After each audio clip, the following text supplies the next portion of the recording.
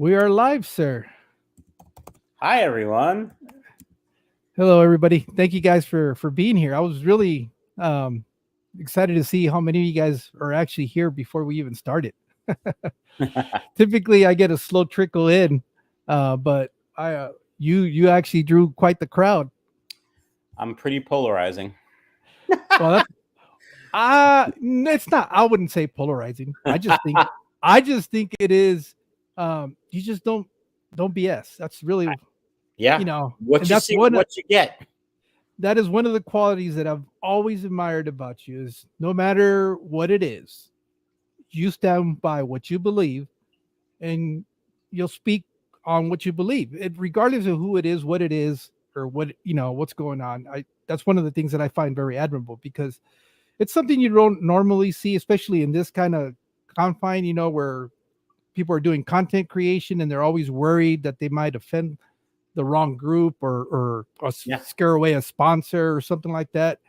And it's very refreshing to see somebody that really speaks their mind, and what when you stand behind something, you really do. I mean, it's because you really believe in it, and that really comes across. So that's one of the things that I've always admired about what you do.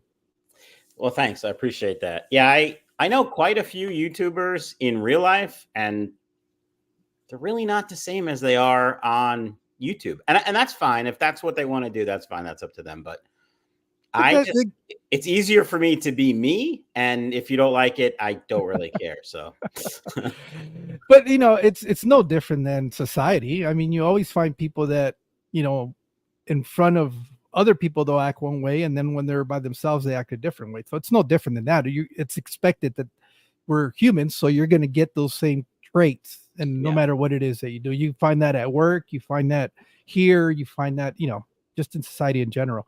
Yeah.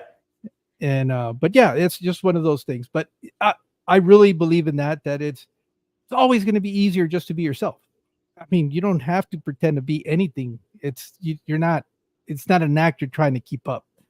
And I've seen what that happens with some people that you can tell that it's a persona. Then I get it. I mean, I understand that was how they started, and they got to a point where they probably acquired a little bit too much recognition, where they're afraid to let that go, and they might not be liked for who they really are. But to each their own. Yeah. But it makes it difficult when you see a influencer supporting a product. Do they really like that product? Do they really think it's as good as they say? I don't know. I know in my reviews, you know, I get stuff for free all the time, and I'll trash it if it's trash. Yeah, and that's the thing though. There's a lot of companies out there, and some of them do put out quality products, but that doesn't mean that everything they put out is going to work, or it might Right. not work in your situation Right. more Right. than Right. anything else. Yeah. Um, so I know for those, I'm assuming I'm going to assume that everybody that's here kind of knows who you are. But how's your health? I know you recently had your another heart attack, Yeah. and I know you So had talked about it a little bit.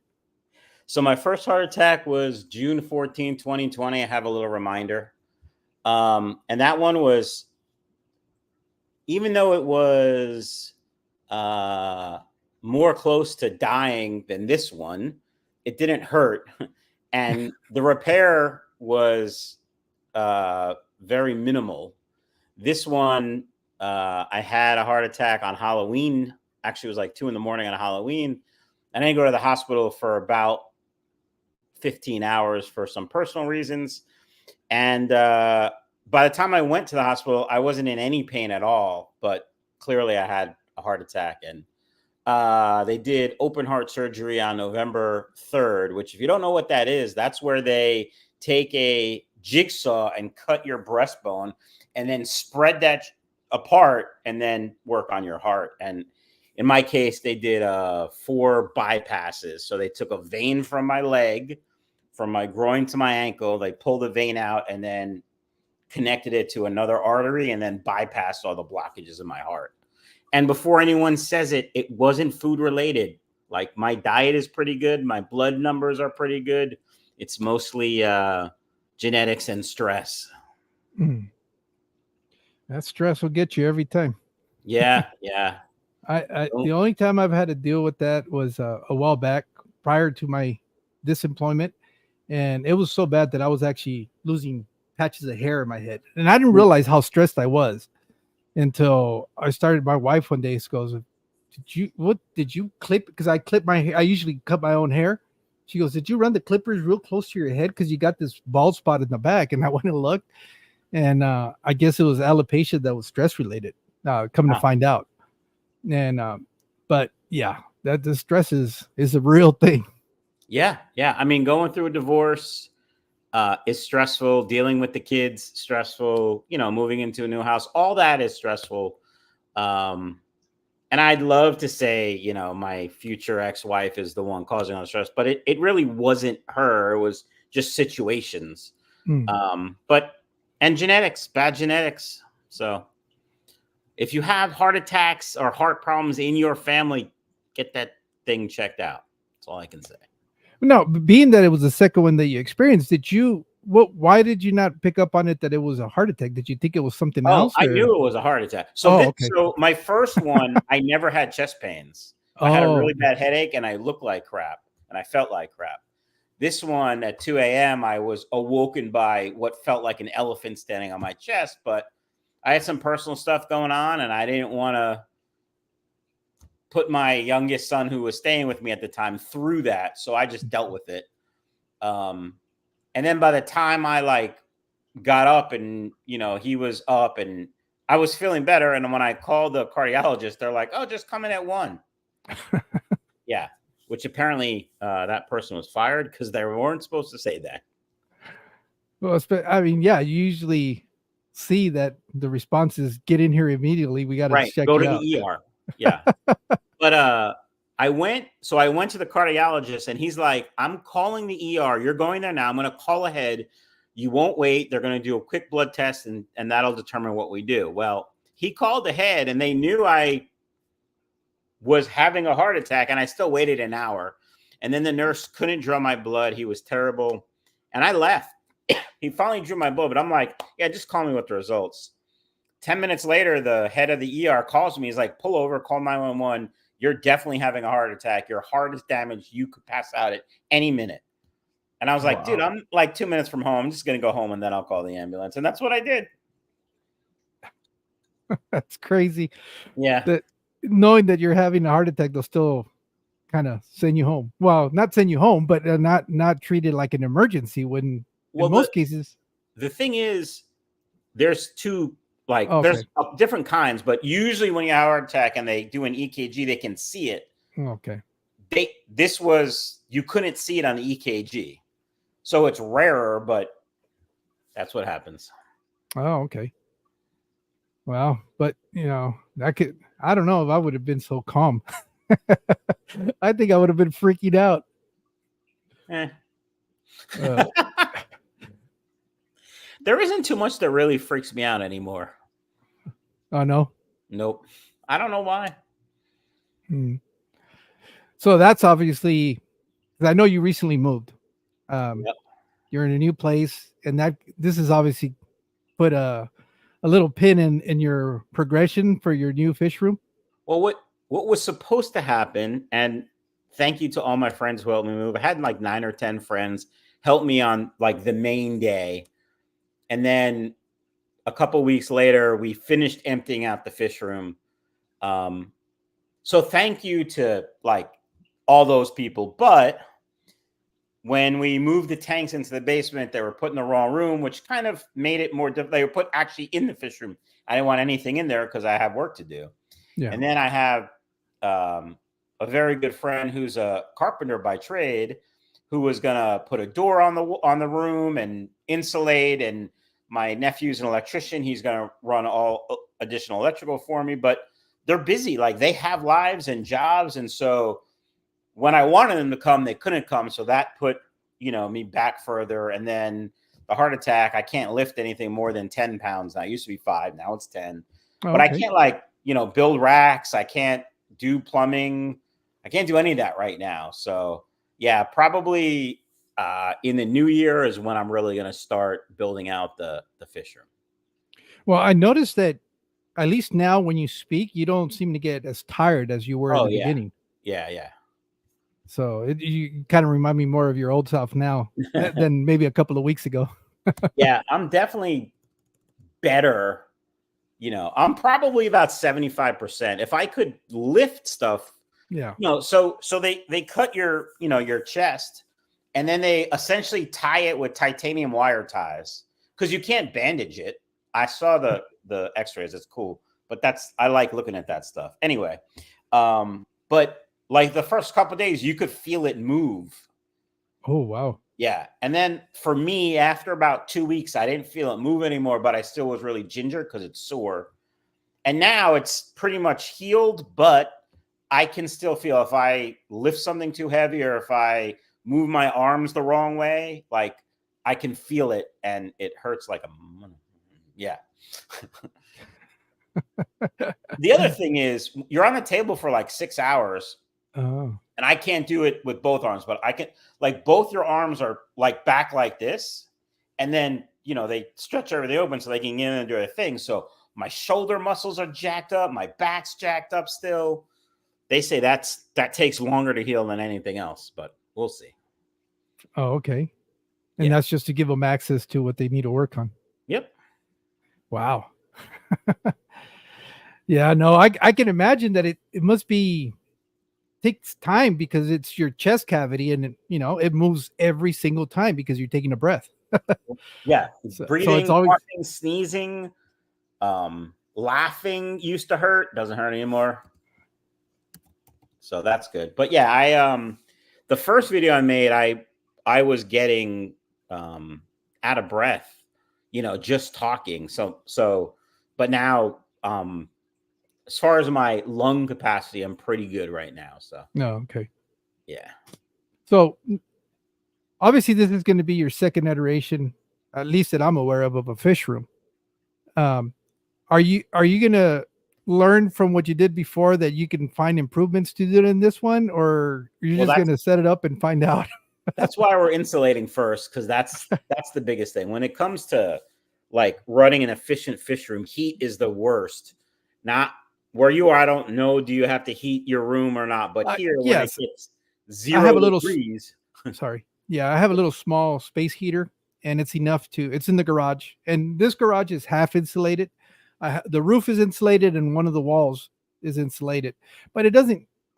Our cold dips down maybe into like 38, and it'll be maybe for a couple of hours, like right before the sun comes up around 4:30 to 6 in the morning, and then it'll warm up. Right now I'm sitting in here and it's 79 degrees in the fish room, so yeah, it doesn't really cool off too much. so yeah, we're insulating first, but everything else is gonna be very similar. Um, the drains probably will be a little bit different because there's already floor drains, there's already sumps there. And I have septic, so I'm not gonna put fish tank wastewater into the septic that's going right Okay. on the lawn, just to save the septic. So Yeah, you don't want to overload it. right. And well water, so water is basically free. Yay. Now, how's the well water though? It doesn't have any oddball Nope. minerals or chemical. I mean, It's pH is about 8, which is great for guppies. yes. And it's really clean and it tastes great. But like my saltwater tank right there, Yeah. I just use straight tap water, Hmm. and it's fine. So I take it by what you're saying, you don't live in the city limits, right? You're kind of out rural.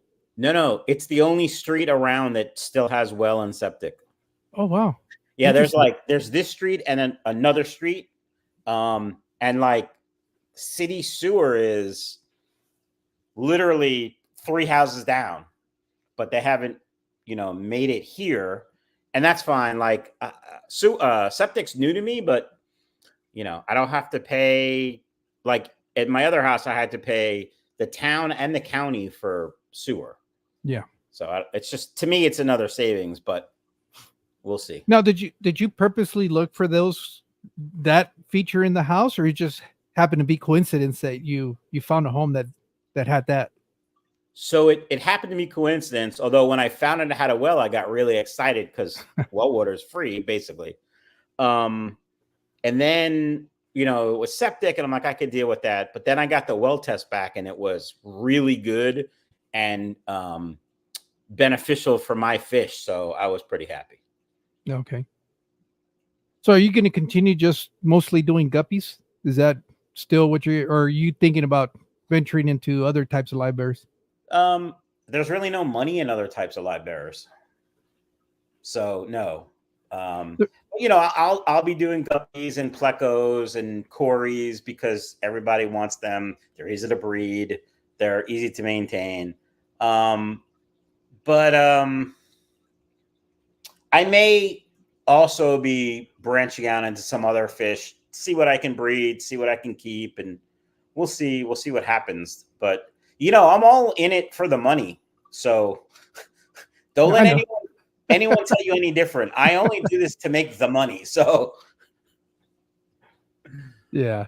No, the reason I was asking is because it seems well, not recently, but I've kind of been seeing a little bit of a trend. But then again, this is all it could also just be the algorithm notices that what I'm searching for, and it kind of puts out information based on that. But G'dayids, I was wondering, I know that that's kind of becoming something that's where it used to be like real obscure hobbyists kept G'dayids. It seems like now, especially because I've seen like Corey make a couple of videos on that, and then some of the bigger channels that are talking about them. I wonder if that's going to make them where they start becoming a little bit more of a popular fish, and which would be good because they are kind of they're kind of going extinct in the wild. So the more they can reproduce those, the better off I guess the hobby is going to be in general. But that's what I was asking. I was just curious to see if there are trends that you're seeing out there that you're kind of going, okay, maybe that's a direction. I mean, if I get enough people asking me for them, I would probably see what I could do. But yeah, I think those are still going to be niche type fish for more hardcore fish keepers that are going to get them from their local fish club or their buddy across the country who breeds them. Another person that seems to think has you in high regard like I do. I don't know why. I'm just a dumb guy with a camera. But. Well, it's what it is. It's just the fact that you can be who you are and be real comfortable being who you are. That's just it shouldn't be an oddity, but it kind of is. It's funny that like there are people that oh, I can't wait to meet you, or I'm so glad, and that's great. I love that. But there are also people that like see me like, oh, I don't like that guy because he said something mean to me. Well, sorry, snowflake. Yeah, those are probably my favorite episodes when you go on your rants from Facebook. I gotta be careful though with the blood pressure. Facebook, there is some dumb people, and I don't understand why these mods don't remove the just blatant bad information. Well, do they moderate Facebook?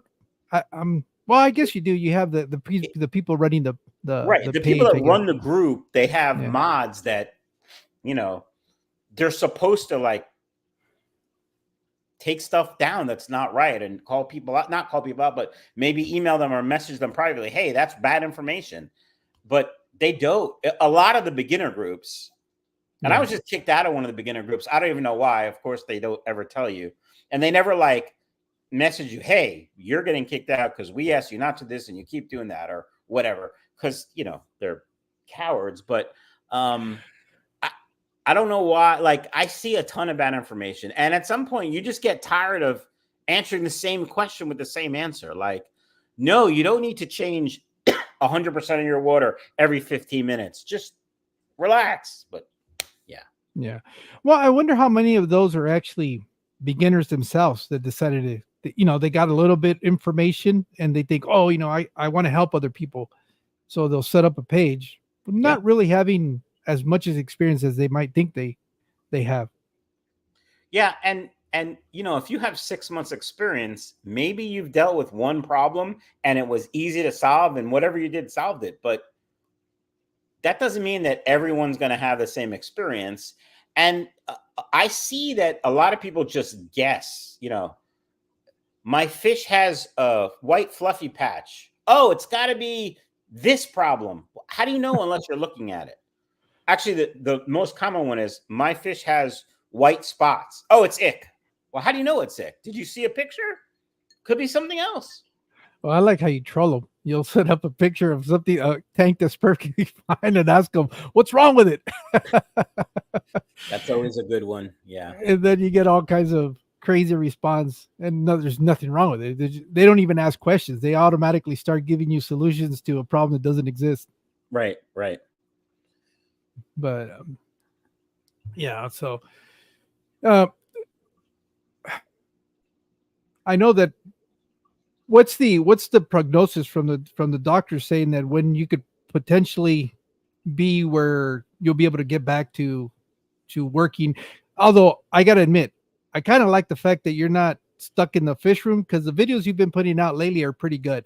They've been pretty entertaining, and I know you're kind of in a way trolling for those snowflakes out there waiting to trigger them. So that's where I find it entertaining. You see tomorrow's video. It is designed specifically to trigger the snowflakes. So I'm fine. I should they're called sternal limitations should be lifted like the third week in December, second or third week in December. So a week or two.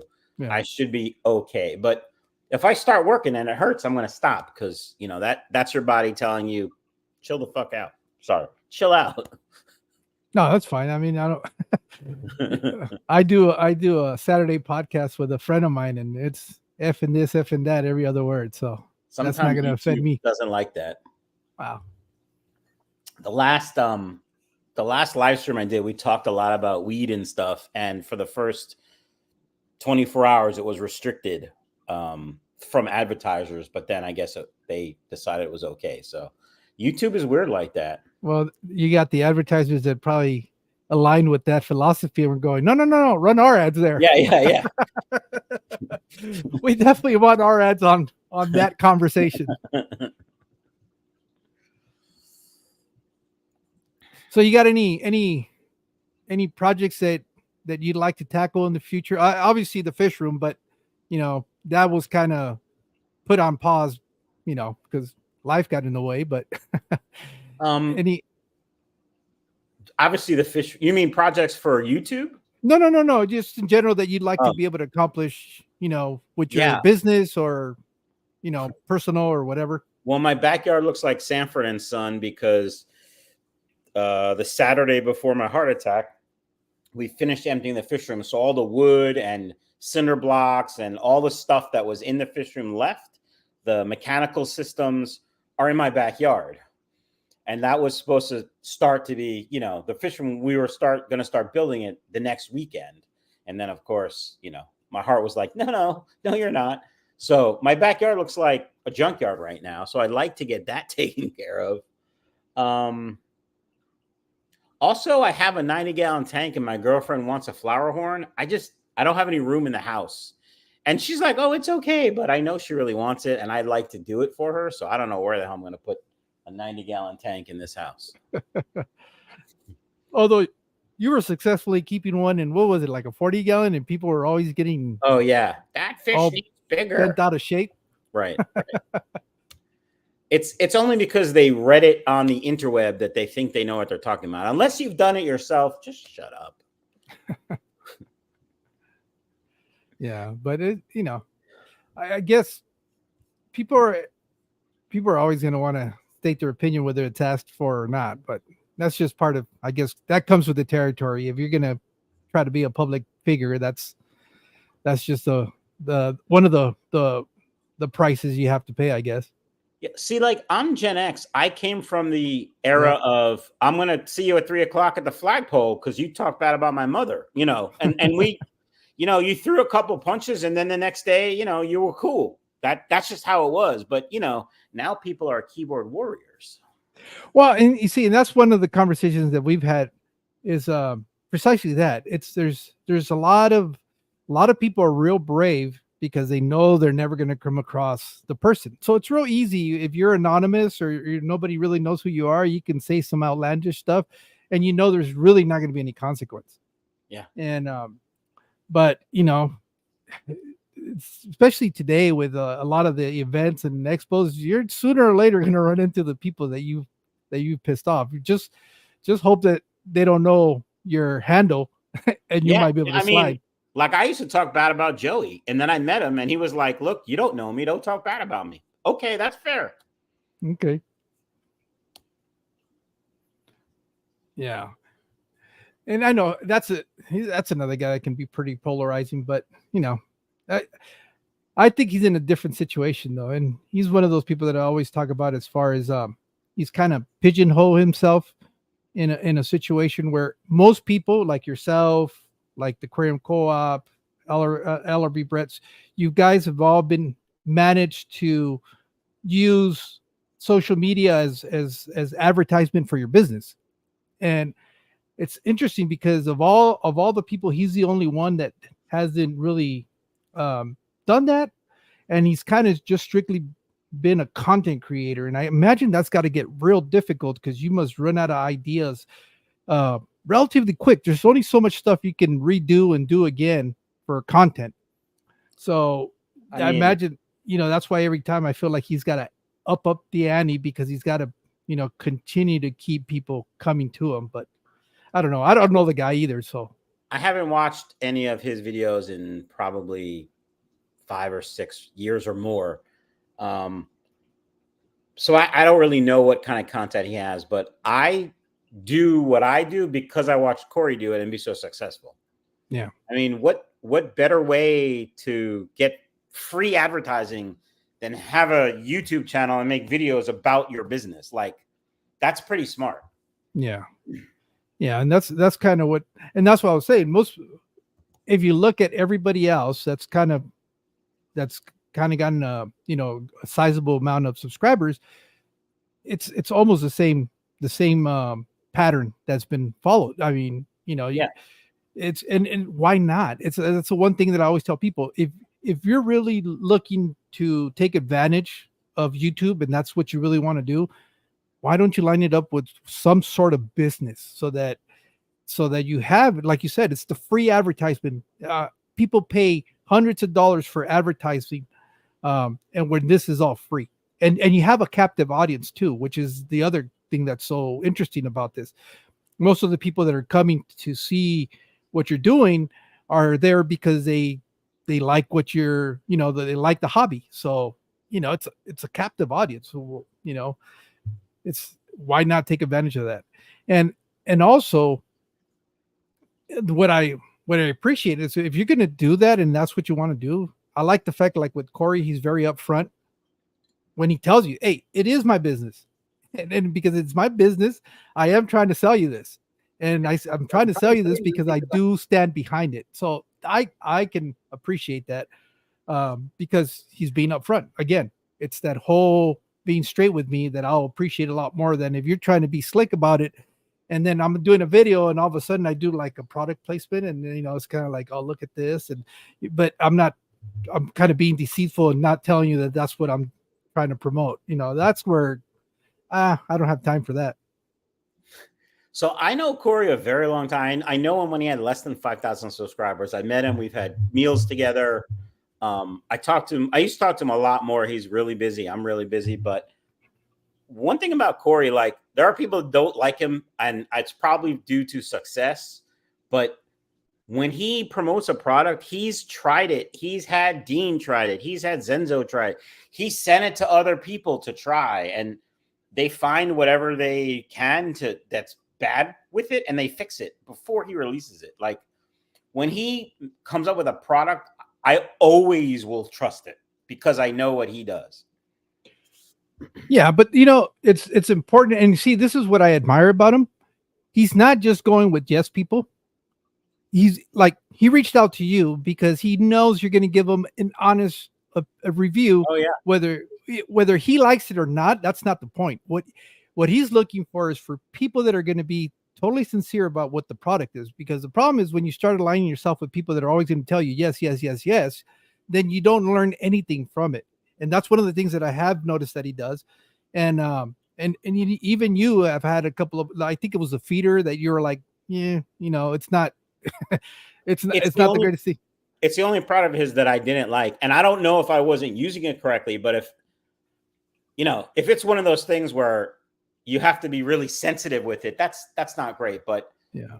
yeah. And Yeah, I'm honest. And when he asked me to be a brand ambassador, we had a long talk because I support my friends, Keith from KJE, Martin and Lisa from Super Cichlids. And I said, look, I'm going to continue to support them. If that's a problem, then I'm not interested. And he basically said, no, I think that's fine. So, oh, I don't get plants from Corey. Sometimes I wish I did, but I don't. I always get them from Keith because he's my boy and I want to support him too. yeah, and it's always nicer to get stuff that's a little bit closer to that's not going to be in shipment for so long because the quality will always be better. Just because it's it doesn't take days to get there. Because I know you're further out in the East Coast, and I know Keith is a little bit closer to you than having it shipped from the opposite coast and Yeah. have it be in mail for 2 or 3 days. Who knows who's handling the product and if it's being used as a soccer ball or being punted or whatever. But because I recently got a box in and I couldn't believe. Luckily, it wasn't fish. Somebody had shipped me a plant, but if you looked at that box, it almost looked like they purposely went out of the way to destroy the box. It was just hanging on by a little bit of tape, and that was it. And I was like, whoa, Yeah. pretty interesting. I'm lucky that at the other house, I was pretty tight with the mailman. So if they knew fish were coming, either they'd call me or they'd, make it like come to my house first, especially if it was hot out. And there was one time where they called me like, hey, Mike, we have a box here. It looks like it's wet. You may want to come down to the post office. And luckily they did because I got down there and there was like this much water left. And yeah, it looked like, I don't know if the shipper didn't do something right, but the box was clearly damaged. So you got to be careful. I hate shipping fish. I mean, I do it every week. Well, not for a while, but once I drop it off at UPS, it's out of my hands. I hope they treat it with, respect, but not always. Now, let me ask you something because you've shipped a lot of fish. And recently I heard a comment that it seems, and I'm asking you because you probably might have some experience with this. Is it true that packages seem to be mishandled more often than not when you actually write live on the side of the box than when you just ship it as, not having that on there? Have you ever experienced anything like that? No. Nope. Okay, because it seems like I've heard that comment a couple of times where people have said, "Yeah, I just don't put live on it because it seems the package doesn't get held, and it actually gets there quicker." But I don't ship, so I don't know. I've never experienced that in the thousands of boxes I've shipped over the years. Yeah, Keith just said that he thinks it's a myth too. Yeah, it's I think some people want to believe that if their package got delayed. Pre-COVID, the post office was the way to go. It was cheapest, it was easiest, and they had a pretty good record. But once COVID hit, they got decimated. And then, I switched to UPS. Problem with UPS is when something happens to your box, if it doesn't meet their standards, they don't give a heck. Sorry, it didn't meet our standards, so you get nothing. No, okay. And their standards are expensive. Like if you wanted to maintain their standards, it's expensive. Yeah, but I think the postal service was already in trouble though because they weren't able to keep personnel, and I know that they were kind of going under because postage was a lot cheaper than what the cost of operations were. At least that's what I understood, and I guess COVID just put the nail in the coffin for them. Well, as a business, it's not profitable. Yeah. But I think for many years it was considered a service, not necessarily a business. But Yeah. um, I had really good luck with USPS pre-COVID. In fact, I used to ship priority all the time. I didn't even ship express because I didn't need to. Now I only ship. Well, I only guarantee overnight through UPS because express through the post office isn't guaranteed next day, Okay. but overnight from UPS is. Well, I know you mentioned that having a relationship with your post office, with your delivery person was something that's kind of that you found important. Now, in your experience, are there any other types of relations that people might not take into account that you've discovered over the years of doing this? That you go, oh, wait a minute, it's good to also have relationships similar to that with these people, or is it just typically just the post office that you want to have good rapport with to be able to have better success? I mean, as a businessman, you want to have a good relationship with any supplier or service person you're going to deal with. Like, I'm always nice to the Amazon drivers. I'm always nice to UPS and FedEx, and because you never know, like when you're going to need something. Or, my mailman at my old house had been my mailman for as long as I can remember. So we just naturally had that relationship. But I'm sure early on I offered him a water on a hot day, or I walked out to the truck to get the mail instead of having him, have to put in the box, whatever. But it's important to be nice to people in the service industry. Now, obviously, if they're, a-holes, that's fine. Then do your thing. But if they're just trying to do their job, just be nice. Here's a question from Matt. It says, ask Where I him. buy my fish. Yeah, yeah. Buy them from That's Mexicali. a running joke. I know because you. It's Yeah. funny because Keith and I talk about this kind of stuff all the time. I've had people call me all kinds of horrible names because I wouldn't tell them who my wholesaler is. Why would I do that? Nobody told me. I had to find all my wholesalers, build that relationship, get their trust. I'm not, and it's a business, right? Like if I tell, every Tom, Dick, and Harry who my suppliers are, guess what? I'm not going to have those suppliers anymore, or they're not going to service me as well because they're busy servicing other people. Yeah, it's no different than an LFS. They're not going to open up their books and say, "Oh yeah, here's who we purchased from." It's those relationships that I guess that you need to, um, create and nurture, and it's part of doing business. So I get it. I always laugh though when your response. I Yeah. think it's funny. It's honest, but it's very funny. Speaking of your local fish store, that's another place you should have a really good relationship with, because you might need something in a hurry and they have it, or you might need to borrow a tool of theirs or some equipment, or you may have a plethora of fish that you can't get rid of, and they'll be happy to take them for you, assuming you have a good relationship. Yeah, and I'm finding that out to be true because even though I don't have local fish stores here, I've slowly kind of created a relationship with the store up in Phoenix. And just in conversation, it came up that I was trying my hand at breeding angelfish, but that I hadn't really tried breeding anything because what am I going to do with the fry? That's the biggest problem. Is okay, you're breeding stuff now. What do you do with the fry? You got to ship. And, you got to ship. yeah, you got to have somewhere to offload them, because eventually you're going to run out of space. So I was just telling him, but these, I was just I wanted to get the experience. I wanted to get that done. That he even said, you know what, if that's something that you continue to do, he goes, I'll buy whatever angelfish you produce. And I said, okay. I mean, I didn't even ask him, but it's just out of that, establishing that rapport, getting to know them on a more personal level. Those relationships start developing. So yeah, it's true. But you got to see, people are so quick to get instant gratification and not wanting to work for it in today's society. At least that's the impression that I get. Yeah. But you and I come from the same generation where it was hustle, hustle, hustle, hustle to be able to get ahead. Yeah. Yeah. Yeah. And nobody was going to hand it to you either.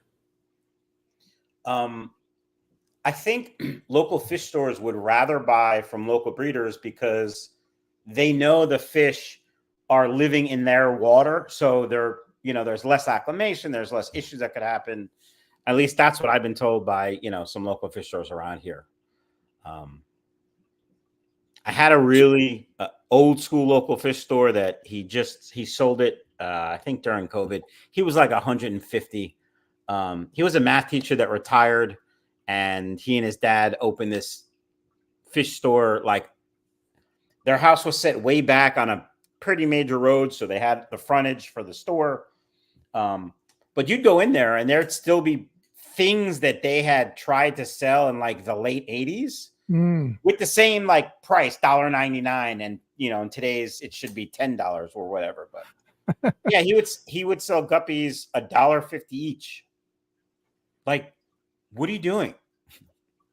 Why are you selling them for $1.50? But were they just like mud guppies, or were they actually line guppies that he was selling? Just, they didn't call them mutts. They called them mixed guppies. Mixed guppies. Yeah. I don't know who came up with the word mutt. I don't remember anyone saying it before I said it. Not that I thought you did.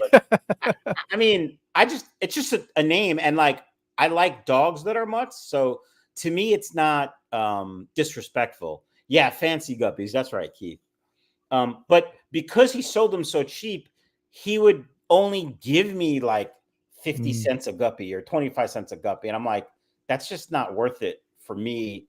That's when I decided I was gonna, instead of breed and sell to him, breed and sell to the public. Yeah. And so I know you have your business, but are you actually supplying any of the local elephant stores, or it's strictly you shipping? And that's the entirety of shipping. So, okay.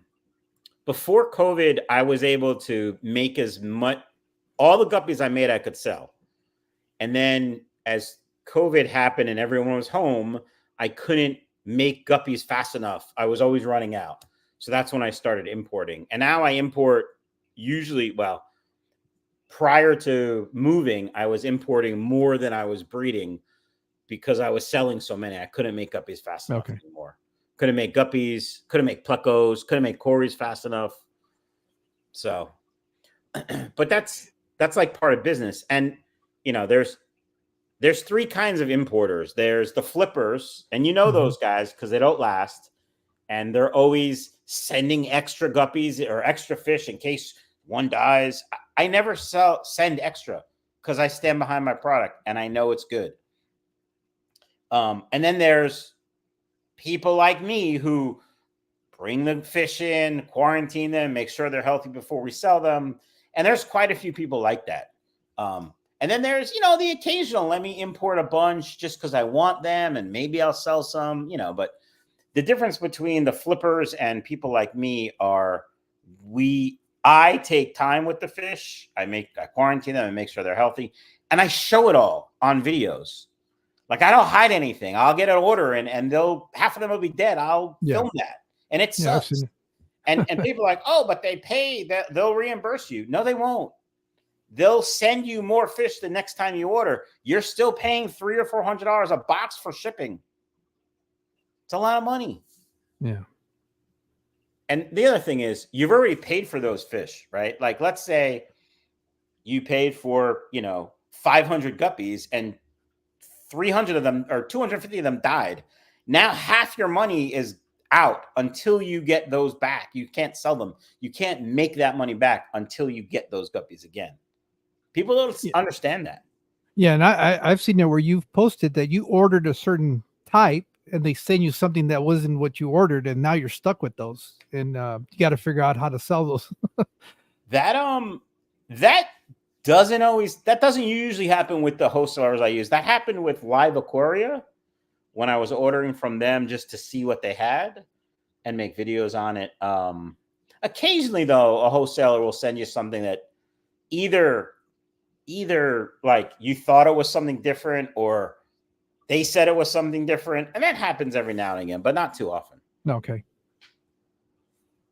So did you notice a change now that after COVID is business still the same, or did it kind of drop off a little bit, or it went down a Everything. lot? Business went down. YouTube views and money in YouTube went down because during COVID, the whole country pretty much was home, and Yeah. so when you're home and you're bored, you go online, you order fish, then you watch videos about the fish, and I mean there were times during COVID where I made just as much from my real or from YouTube as I did for my real job, which is a lot.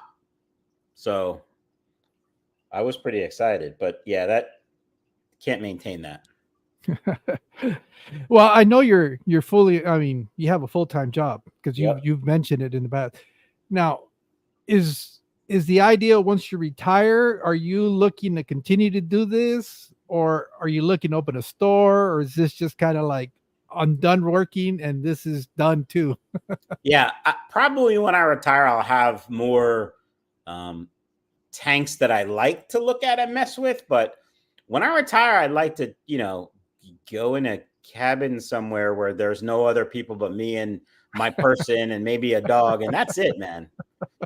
The world is too peoply. Yeah, because if you're roughly my age, so you probably got another 10, 15 years before you can retire from work. Yeah, probably 15 or more, but Yeah. yeah. Yeah. Yeah, it's like me. I love what I do, and I'm very fortunate that it pays well. So I'm not. I'm doing this because it's a hobby, but now it's giving me the opportunity to meet other people. One of the things that I always say is I've always been the weirdo because I'm the one with all the fish tanks and the fish. You don't. None of my friends keep fish. Nobody in my family, and that's saying a lot because we have big families. Uh, you know, my brother kept them for a while when his kids were small, and he kept angelfish, and he had like a 55-gallon, but he only had one tank. And once the kids lost interest in it, he got rid of the aquarium. But I'm the only one that's actually kept more than one tank, and you know. But other than that, I have nobody else to talk about fish. I can't talk. My coworkers look at me like I'm crazy. My family does the same thing. So this platform has given me the opportunity to speak with other like-minded people and kind of relate to that wanting more and more, that kind of hoarders mentality that we get sometimes, and understanding too that it's real easy to overreach, and that's kind of where I'm at now. I was asking if there was going to be different designs for your fish room lures based on your experience, because I'm kind of in that point now where I got to do something different, but I don't know if I'm going to downsize. I know I don't want to do more, but I'm trying to figure out exactly what it is that I want to do. Do I want to focus on trying to breed some stuff, or do I want to have display tanks? Because that's what it started out as, me setting up display tanks. The breeding has kind of been a side effect of keeping fish, but I'm finding that I'm kind of enjoying it. But I know it could also be taxing and stressful, and because you're constantly having to watch out for the fish and stuff like that. So I'm trying to find that perfect balance. I got time though. I'm in no hurry to find out exactly what it is that I'm doing. How many tanks do you have? 32 tanks. Yeah, they're Um, all smaller though. They're because I was trying to do some.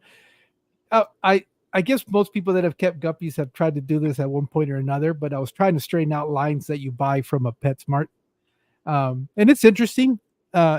You learn a lot of stuff. Well, at least I have learned a lot of things that, especially that it's not good to continue to breed the same line over and over, because then you start getting all these genetic defects. So it's always nice if you can have access to a new bloodline, and because all of a sudden I start seeing bent spines more often than I was before. I'm calling a little bit more than I used to have to. So, but those are some of the things that I've kind of learned as I keep progressing. Let's see. Here's another question. That says, "What would Michael change about YouTube if he could?" Um,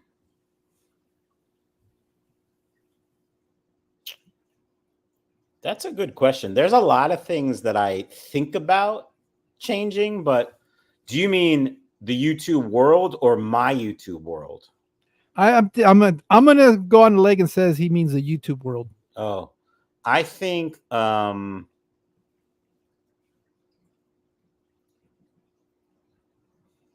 don't know. That's a good question. I don't know. Even though I've been doing it a long time, I don't know that much about it. Like, there are people, much smaller channels, that know way more about the algorithm and how to do things. I just turn the camera on, make a video that I want to make. I know people in my channel, they don't like my saltwater tank, but it's my favorite tank right now.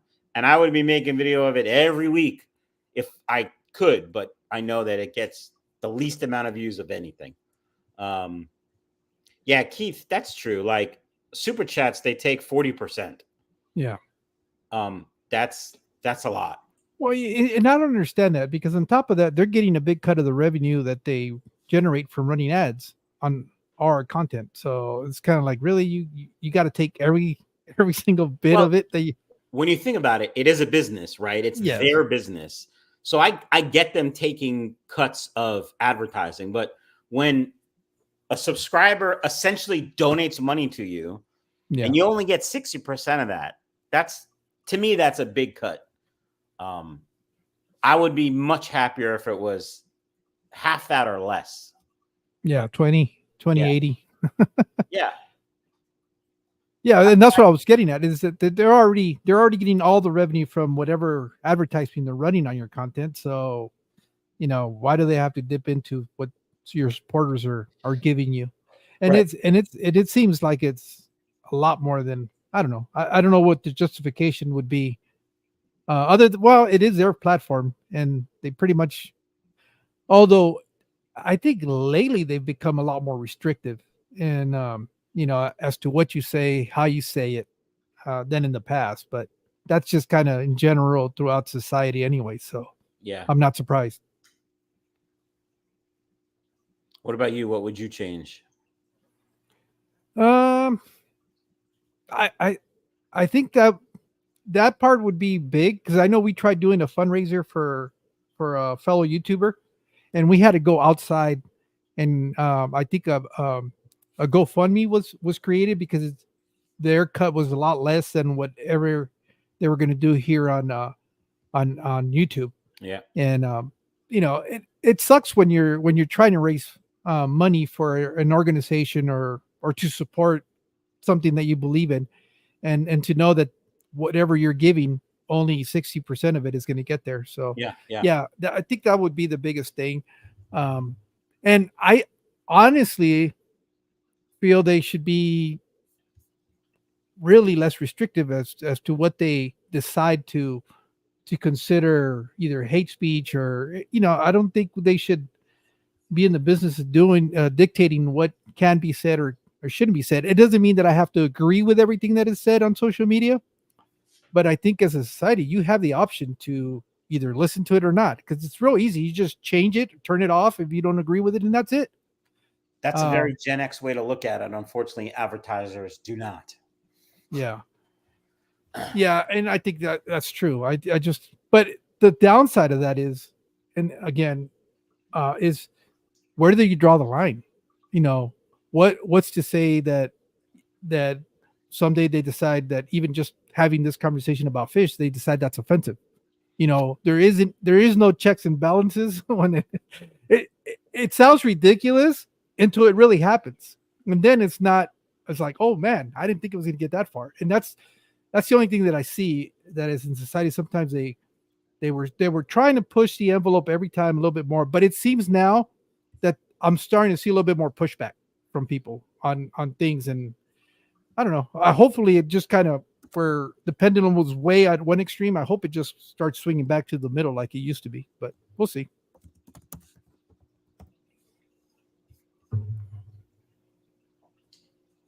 So you don't plan on opening a store in the near future? Nope. I don't know that much about fish. Like I know guppies and angels and the common stuff, but I don't know about tetras and which tetras go together and fancy catfish. I don't know about that stuff. So no. Yeah, I know, because I know a lot of people. That's kind of like uh, a nice dream that they have. They say, "Oh, I'll get into this, and eventually I want to have a store." That to me has not happened either. I don't know if I want that. I think if I can, I and I know this is kind of crazy to say this, but I think what Dean has been able to accomplish in a relatively small area is kind of what I would maybe try to mimic. That's kind of what I strive for. Have just a couple of species that you become very proficient with, and you put out quality. I don't want volume. I'm more concerned in quality, and you know that's that would be like the long game. But And oh, quality doesn't always pay the bills. all right, And you know, most fish stores don't make a whole lot of money on livestock. It's the dry goods. But you can buy dry goods everywhere. And if Amazon has it, it's going to be the cheapest. all right. Well, Michael, I know I've had taken up an hour of your time, and I greatly appreciate that.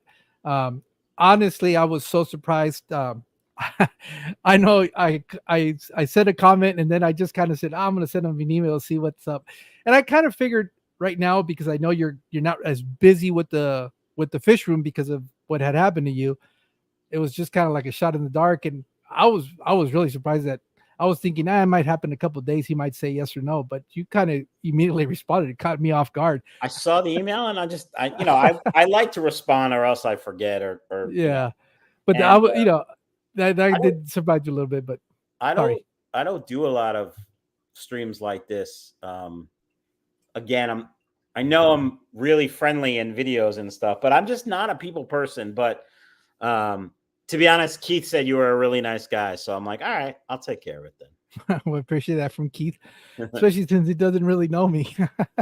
I mean, we've had it's no different than you, in the chats, communication like that, and his live streams and stuff like that. But um, yeah, I just want to thank you so much for taking the time to respond, especially because I knew you wouldn't know who I was. I knew that right off. I don't watch fish on YouTube. I've been watching some saltwater stuff lately to learn, but Yeah. freshwater, I don't hardly watch anybody anymore. I don't actually watch anyone anymore unless someone sends me a video. Oh, you got to watch this because he's fucked up, or they're talking about you. Then I might watch, but that's pretty much it.